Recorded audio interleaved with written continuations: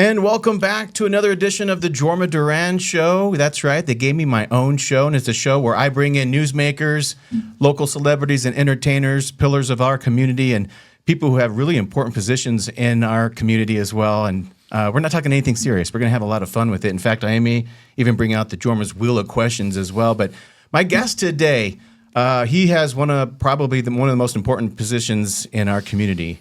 You, as a WLNS TV 6 News watcher, probably heard us talk about Highfields.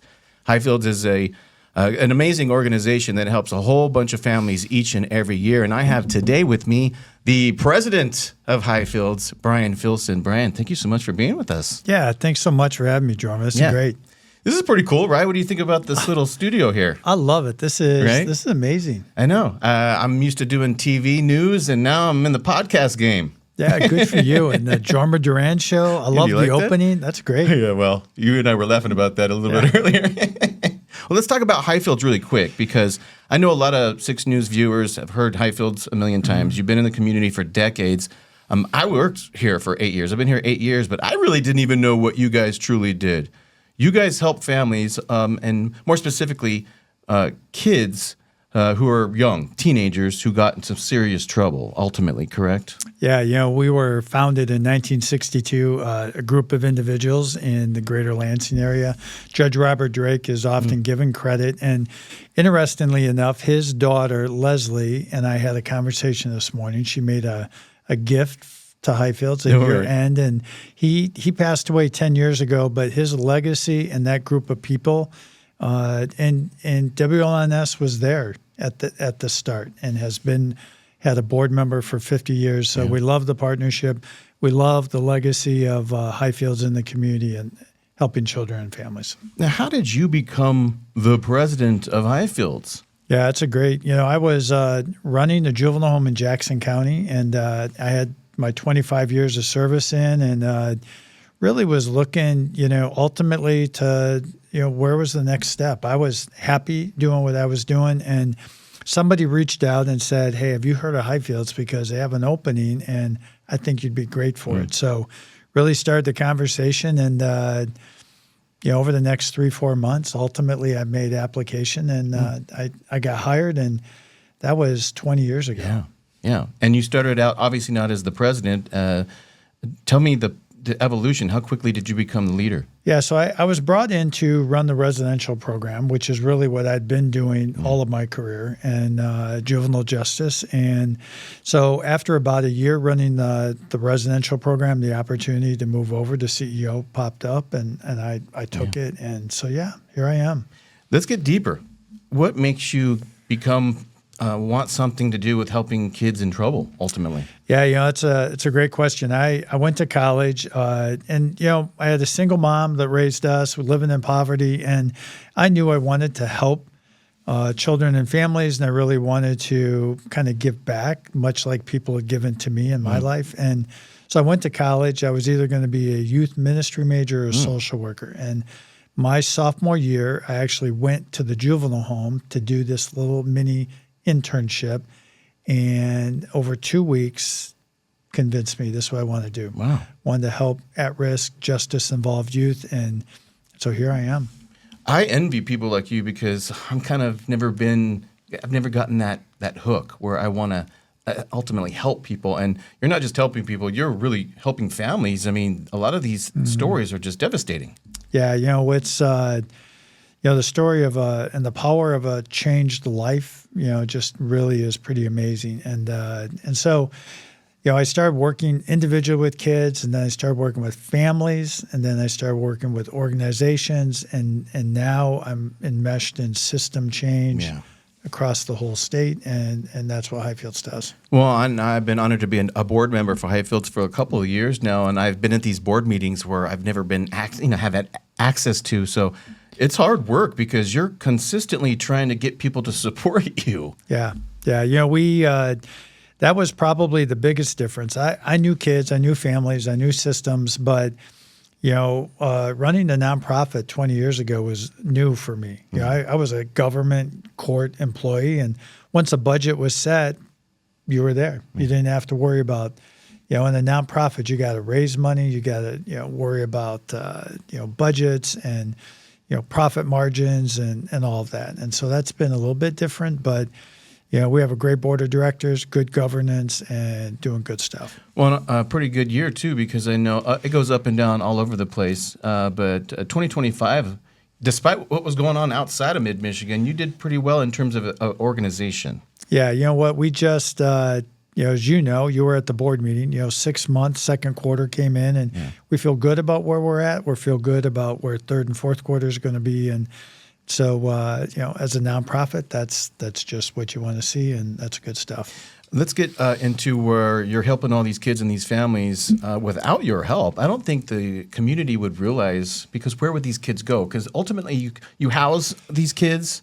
Yeah, so we have our justice-involved youth that live on campus, and then that's our oldest program, but it's really the smallest program. The majority of our kids that we serve live in the home and go to public schools, and that's what our staff do. We go to wherever they are at to help them where they're at, and we want to help them before they get ultimately removed from the home. Yeah, because they're committing felonies at a young age, correct? Yeah, most of those justice-involved youth are, multiple misdemeanors or felony offending youth. Wow. So remind me where you went to college then. So you went. Yeah, Spring Arbor College, Spring Arbor University now. Yeah.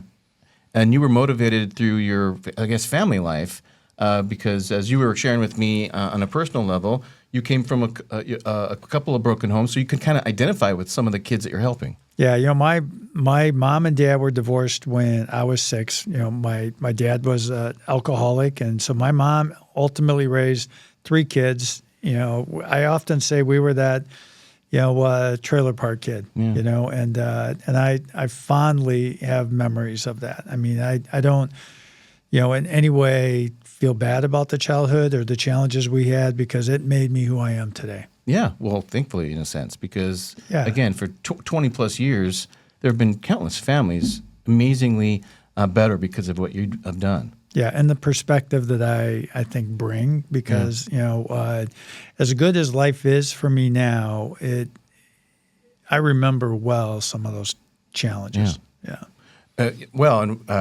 For all what he's done, he was able to be a part of an organization that sent you to New Zealand. You just got back from New Zealand. Yeah, so it is crazy. So I was a governor appointee to the Board of Social Work in Michigan, 8 years. The majority of that, I chaired that board, and then through that, I was elected to the Association of Social Work Boards, which is an international regulatory board for social work.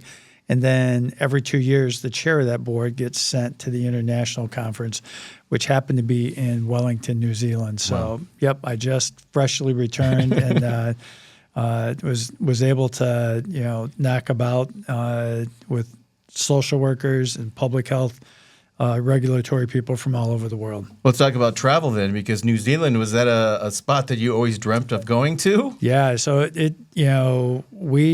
in fact, we were laughing, that was one of the continents that wasn't necessarily top of our list, but we're like, okay, we're going. So we stayed extra days in New Zealand. We did a week in Australia. But that flight, the long flight, 15, 16 hours, it's a long flight. I don't like long flights. And when I say long, I'm talking 3 hours. So I couldn't imagine doing 15, 16. Yeah, it's like crazy. I like binge watched and they fed you. I woke up once and I'm like, man, wonder when the next meal is. And my wife's like, yeah, you slept through it. Oh, no. I'm like, what? You didn't wake her? You didn't even take anything? Right, come on. You didn't get an extra sandwich for me? There was no elbow? Hey, they're serving? Yeah, so. That's a bummer. Yeah. Well, is there any other places, work related or not, you'd like to travel to? Where have you been? Yeah, so, we've done Europe. We have the 3 continents left: are Africa, Asia, and Antarctica. Wow. So, we're trying to figure out in 2 years what might be next. What's leading in right now? I personally like Africa, but we'll see. Now, Egypt, I think, because the older I get, the less interested I am in wanting to travel overseas. I don't know what it is. But I'd love to go to Egypt. I know that. I got fascinated by the pyramids and my wife's talking about ancient aliens and stuff like that and how that all came to be. So Africa, maybe hit that way. Yeah, that would be great. Our goal was every one of our kids would have a out of the country, like global world experience. Yeah. Before they graduated high school. Right. The last one graduated high school. I said, Bonnie, it's our turn now. Yeah. Like we get to do this stuff. So that's kind of what we're doing. And I'm assuming Bonnie is your wife. No, she is. Yep. He just shared with us at a board meeting yesterday that he has now his 5th grandchild. Actually 8th. So 4 boys, 4 girls. We met her last night, and Lillian Lynn is her name, and she's amazing. adorable. How did I miss that? You went from 5 to 8. 5 to 8, just like that. Boom. Yeah. Now let's. I have. What's it like having all those grandchildren? I mean, it's obviously different than having your kids. Well, they're coming Saturday. We're doing Christmas at our house, so that'll be the first time they're all together. What a jam! Yeah, it's going to be great. You know, a lot of people in there. How many? Yes. Oh Like man, if you 20? it's like 20. Holy moly! Yeah. Yeah, and then this recording was taped right before Christmas. That's why I got this tie on right now. We're trying to, get the festive spirit going. Yeah, we're excited. Yeah, big time for you. Huge holiday. Well, let's do a little spin of these questions real fast. So let me tell you the categories. So you got high school, random, places, this or that. You pick. Would you rather, deep, first, all-time faves, or you can ask me a question. Wow. I know. High tech, the $1 million spin wheel. Go for it. Let's see what you nice. get. Do you want to respin, or is that good enough? Let me respin. Yeah, respin. Go for it. There it is. All right, let me see. Deep. Wow. He's going deep. We're going deep. I've yet to talk to people about deep questions, just say. So let me find these deep questions. Okay. We kind of already talked about this a little bit, but what was that moment? You talked about it earlier a little bit, but this is what I was going to do for the rest of your life. Take us back to that spot again, and what were you thinking? Yeah, so I always call it, so I get hired, I'm working at the juvenile home, and I call it a baptism by fire. Mm-hmm. It's that first time in that new job where, I say it, the fertilizer hits the oscillator. and I went home, and I'm like, man, this is like the worst day of work ever. And I'm trying to determine, am I going to work the next day and turning my keys in? Yeah.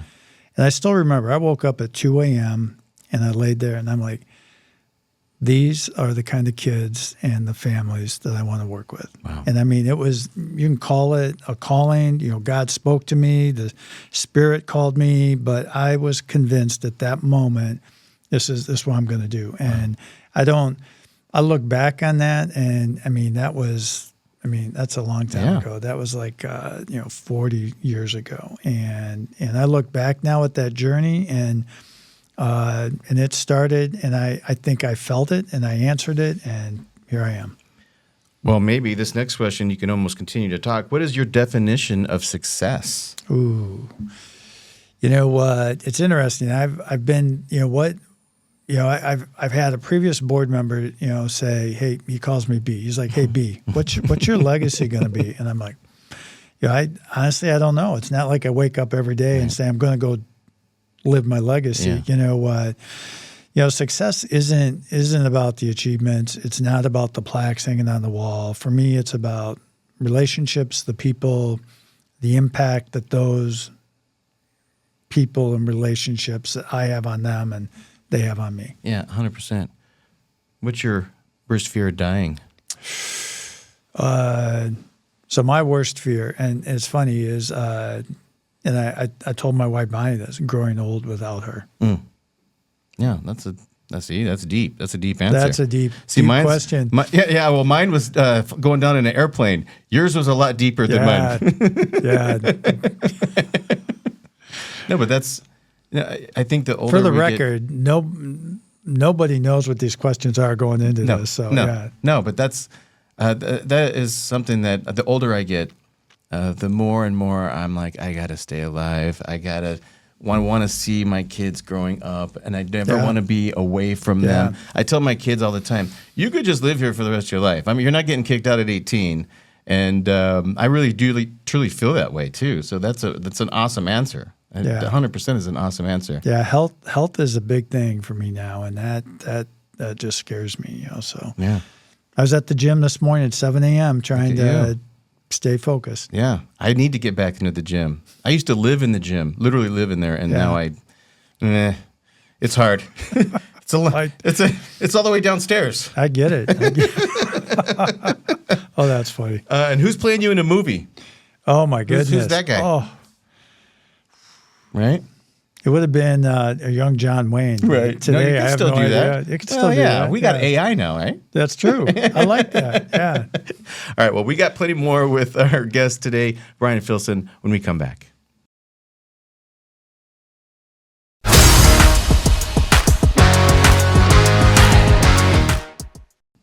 All right, welcome back, and we're going to go right straight to the Jorma's Wheel of Questions. Go ahead and take another spin. You did deep. We did well with the deep. Yeah, I wasn't sure what to expect. Neither was I. Okay, here we go. All right, what do we got? All right, you pick. You can pick any one of these categories. Again, it's this or that, places, random, high school, all-time faves, firsts. Let's do high school. High school, let's do that. I love high school. High school, whenever anyone tells me, oh, I would never go back to high school, I would go back to high school any day of the week. I had a blast. So where'd you go to high school at? I went to Bronson High School in Branch County.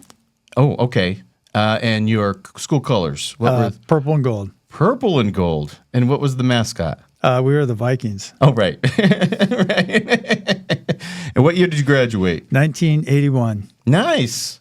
Oh, you're younger than I thought then. I don't know why. I Yeah. thought you were more in the 70s. Yeah. 81. Nope. Yeah. Now, did you guys have like a cheer or like in the pep assemblies that was, you're the class of 81 or something to that of respect? Yeah. So, I mean, we had the fight song and everybody knew the fight song. And then, and we had this cheer and I used to lead this cheer. Okay. There was a couple of us. So at basketball, and we had a really good basketball team. Bill Zabonic was the coach and, so we would do this, is this not the winning side? And then is that not the losing side? Yeah. Is that not the rumble court? And then, so we always had good stuff, lots of fun. Now, what sports or were you in clubs or do anything extracurricular? So, I played football and I played tennis, ironically, and I wrestled a little bit. Wow. All right, so let's talk football really quick. So what position? I was left guard. Really? And then, in my first couple of years, I was they called it the monster back or the wide side cornerback. And then my senior year, I moved to middle linebacker. There it is. Well, and when you said left tackle, my first thought was like guard. Guard, right? Do not insult me. Yeah, I know, right? Yeah, see, I was a running back. Don't call me a fullback. Okay, I'm not a slot back. I'm a tailback. But, but you were a lot bigger because you just shared with me earlier that you lost a whole bunch of weight. So in high school, were you a little bit bigger too? Yeah. So I actually no, I was just I was like 180. My senior year. Yeah. But through college and my words, I got as big as 310 pounds. What? And then there were a couple things that happened in life. One, my youngest daughter, who just had the baby, we had gone to Cedar Point, waited 2 hours to ride the Iron Dragon. I couldn't get the seatbelt on. What? I had to take the walk of shame. Wow. And there were a couple other things that happened that, for the first time, my weight and my size kept me from doing stuff. And then I apologize. I got pissed off. Yeah. I'm like, okay, I'm done. And then I got angry and I started walking. I couldn't run. I couldn't do anything. And then over 3 years, I lost 110 pounds. And my reactions are because I've never seen him other than this size. So to me, that doesn't make any sense. That's wild. Yeah, it's some people like I saw someone I hadn't seen in 15 years. He did not recognize me till he heard my voice. Wow, that's wild. And that's kudos to you. I mean, it's got to feel great. Yeah, it's like if I carry 2 bags of softener salt, I'm like, I used to carry 3 of these around all the time. Yeah, I mean it's like crazy. Wow. Let's go back to high school. What was your great GPA? Do you remember? 3.2. Nice. So you got some sort of cord, purple and yellow cord, something like that? Yeah, I was more about having a good time. Yeah. And my GPA in college, exact same thing, 3.2. Nice. Yeah, good time. Yeah. That's why I loved high school so much, and college was even better. Yeah. It was a blast. Would you drive around? I did not have a car. I rode a 10-speed bike. We were poor. Yeah. Oh, right. When my mom let me borrow the car, it was a Ford station wagon. So you probably rarely wanted to borrow the car. Yeah, very rarely. Yeah. 10 speed. I had friends. I hitched rides. We live like 6 miles from town. I used to ride my bike to town all the time. Wow. I would hitchhike. Yeah. Well, and it's funny. I was just telling people the other day about hitchhiking. They didn't even understand that was a possibility. I'm like, yeah, that back, I lived in the 1900s. Hitchhiking was normal. My freshman year from college, I hitchhiked home because I wanted to go home for the weekend. My brother picked me up. It was like crazy. He was coming to see me, and we both were like doing it I wanted to surprise him, and then he wanted to surprise me. He gets there and he realizes I'm not there. And they said he hitchhiked home. So he drives home and he sees me and picks me up. Now, what were you listening to music-wise? 81, I'm trying to think of what was 81. Little River Band, I was a big Foreigner guy. Okay, You know what? Crazy enough, I listened to some Blue Oyster Cult, Godzilla. Yeah. But what about now? What's your music now? I'm a yacht rock kind of guy, Nice. but anything 80s, anything 90s, Cirrus, I listen to The Message, Yeah. That's funny because musically everything changes all the time. And yacht rock, I just found out about yacht rock not too long ago. And it's all the cool songs, but it's like I feel like I'm on a yacht. Yeah, I think my Spotify age is exactly 62. Yeah.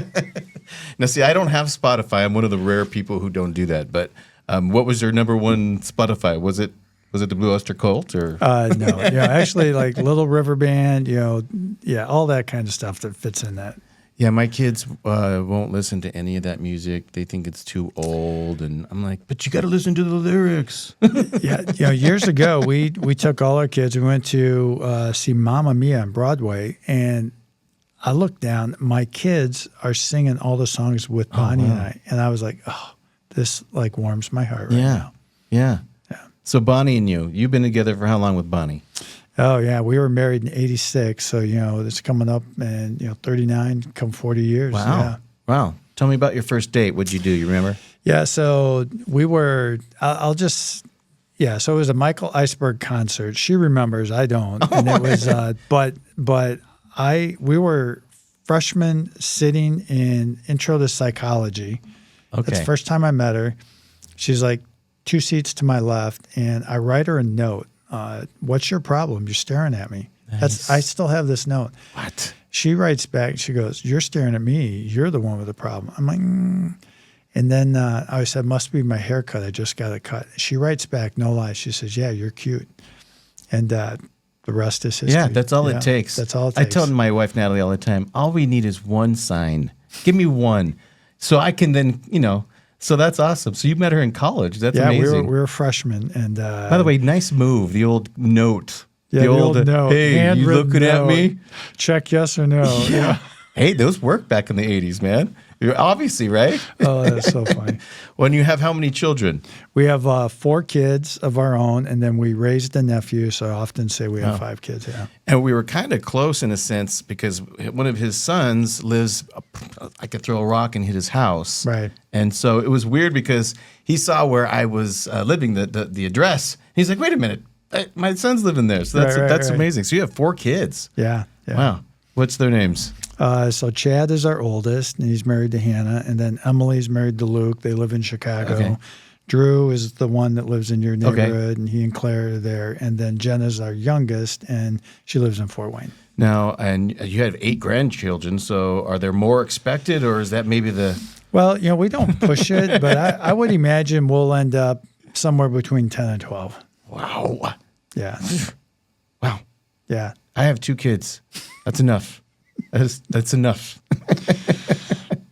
Why'd you name them their names? What's the story behind that? Well, so Chad was one that we kind of threw a bunch of names out there, and his middle name is Brian, mine. Oh, okay. And so that was kind of an easy one. And then Emily, we just names that we kind of went through. The middle names carry some family, ancestry, like grandparents and that kind of stuff. That's awesome. Yeah, that's really cool.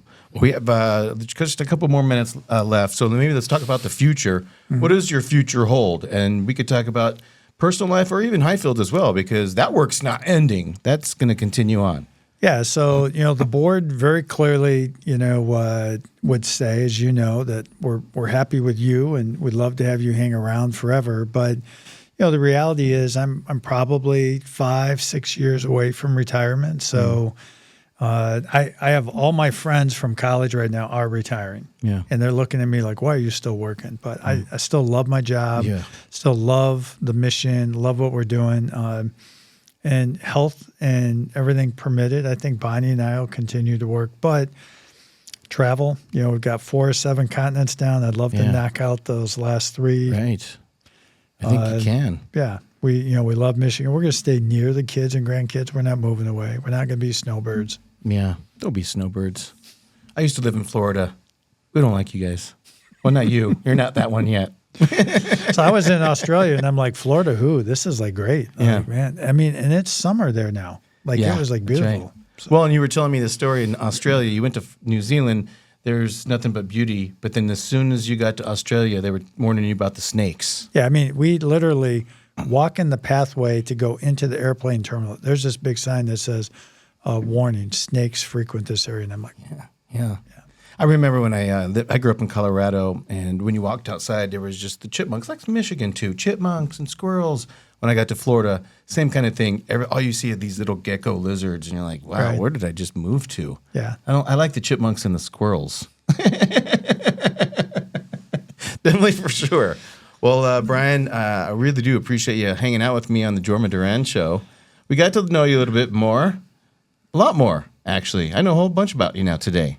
That's the Yeah. goal. Well, thanks so much. It's a ton of fun. Great studio. I look forward to, seeing future guests and how this comes together. Yeah, for you. this is definitely a work in progress. Like I said earlier, I'm used to in front of the camera doing the news, and now I'm just talking. And I'm trying not to cuss, and I'm not trying to, you know what I mean? Because in my normal, natural state, I would just talk whatever I want to say. So I'm trying to keep that a hold, but I'm having fun too. This is kind of a neat thing, and such a pleasure to talk with you today.